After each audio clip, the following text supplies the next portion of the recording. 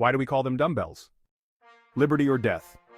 So said Joseph Addison, an 18th century poet, scholar, essayist, and politician, who scribbled a line in a play, "But chains or conquest, liberty or death," that likely informed the famous Patrick Henry quote, "Give me liberty or give me death." Addison was certainly an intellectual, and while that quote resonates throughout democratic history, he also popularized another phrase that resonates more with gym bros throughout the world. That's because Addison, seemingly, pioneered the word dumbbell.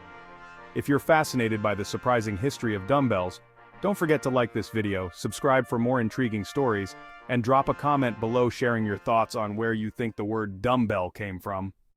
In centuries past, before fitness equipment was refined and one's deltoids and biceps could be worked with ruthless efficiency by bodybuilding routines, those interested in physical exertion had to make do with whatever was available.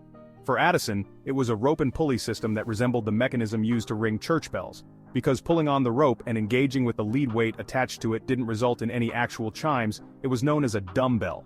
How pervasive the term was prior to Addison is unclear, but the author is credited with being the first to use it in a major print publication.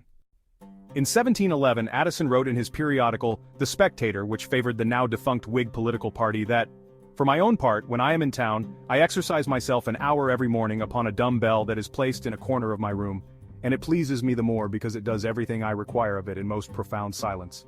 My landlady and her daughters are so well acquainted with my hours of exercise that they never come into my room to disturb me whilst I am ringing." Less clear is when this apparatus, which was unwieldy and had to be installed a level above the fitness area, fell out of favor, and the word dumbbell came to mean a handheld weight. It's possible Addison himself created such confusion, since he wrote in that same issue of The Spectator about, short sticks with plugs of lead he used to exercise the limbs. Later in the 18th century, Benjamin Franklin referred to his regimen for physical well-being, prescribing himself dumbbell routines as well as nudity. "I rise almost every morning and sit in my chamber without any clothes on whatever, half an hour or hour according to the season, either reading or writing," he wrote. Franklin did not specify whether he hefted dumbbells while nude, but, anything is possible.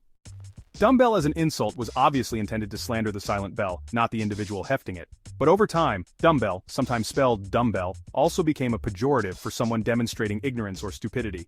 Green's Dictionary of Slang dates dumbbell as an insult to 1858, when Henry David Thoreau wrote in his diary that, "I see dumbbells in the minister's study and some of their dumbness gets into his sermons." It's certainly possible dumbbell informed the etymology of another noun for stupidity, the venerable dumbass, which began circulating in print around 1934. Kettlebells, which originated in the Soviet Union, grew popular in the States for their versatility and distribution of weight. Unfortunately, the origin of the word is murkier than it is for dumbbells. It's possible that people referred to the ball-shaped weights as girya, or kettlebells, because they resemble a kettle without a spout. They were also originally intended for commerce. Kettlebells acted as counterweights to measure out market goods. At some point, people began hefting and throwing them, realizing appreciable strength and muscle gains. They often came in 36.1-pound increments known as poods. Americans took to them as a fitness fad in the early 2000s, and they've since settled into a common piece of gym equipment. Even so, dumbbells are probably the de facto exercise tool, in addition to remaining a versatile insult. No one thinks to call a moron a kettlebell.